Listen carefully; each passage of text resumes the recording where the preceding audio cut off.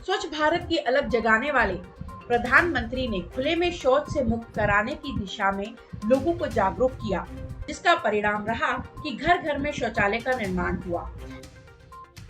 लेकिन राजनांदगांव शहर में प्रधानमंत्री आवास योजना के तहत बने मकानों में ही शौचालय नहीं बनाया गया है। जी हाँ, इन घरों में शौचालय नहीं है। इस मामले की शिकायत प्रेमनगर के लोगों ने कांग्रेस अध्यक्ष कुलबीर सिंह छाबड़ा से की, जिसके बाद छाबड़ा ने आयुक्त को पीएम आवास बनाने वाले इंजीनियर और ठेकेदारों से जवाब तलब कर उचित कार्रवाई करने की मांग की है। आयुक्त महोदय की जानकारी में लाया गया है कि प्रेमनगर में प्रधानमंत्री आवास बने हैं।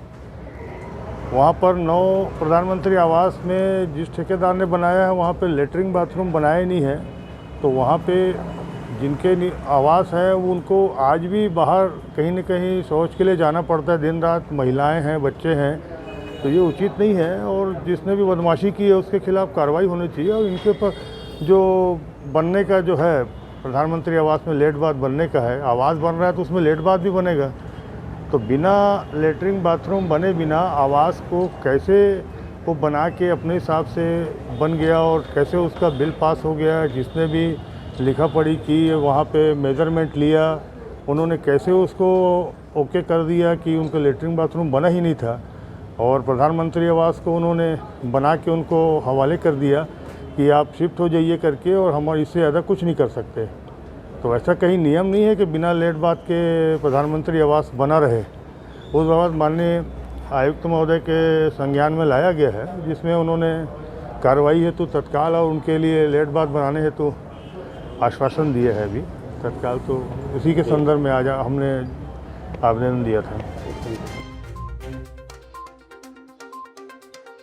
दरअसल राजनांदगांव शहर के मठपारा के समीप स्थित प्रेमनगर में कुछ परिवारों को सड़क चौड़ीकरण के तहत हटाया गया था और उन्हें प्रधानमंत्री आवास योजना के आवास की स्वीकृति दी गई थी, जिसके बाद इन लोगों के मकान तैयार किए गए। लेकिन संबंधित ठेकेदार ने इन मकानों में शौचालय का निर्माण ही नहीं किया, जिसकी वजह से लोग स्वच्छ भारत अभियान के दौर में भी खुले में शौच करने को मजबूर हैं।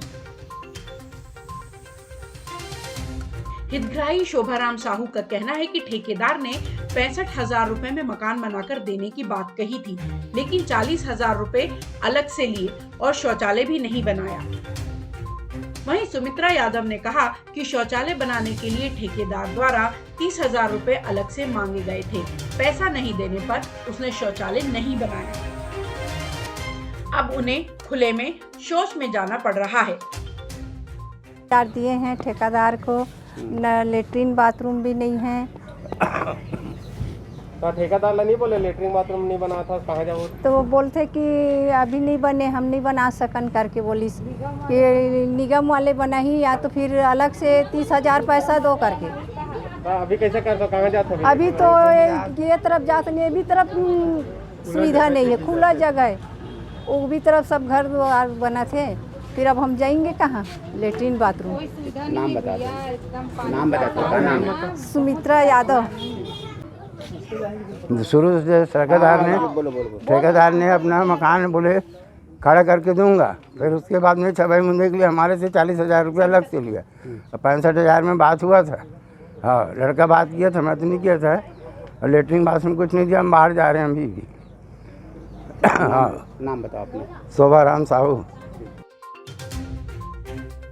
प्रधानमंत्री आवास योजना के तहत प्रेमनगर में बसे सभी हितग्राहियों के मकान में शौचालय नहीं बना है, लेकिन सवाल ये है कि बिना शौचालय निर्माण के योजना में राशि कैसे पास की गई।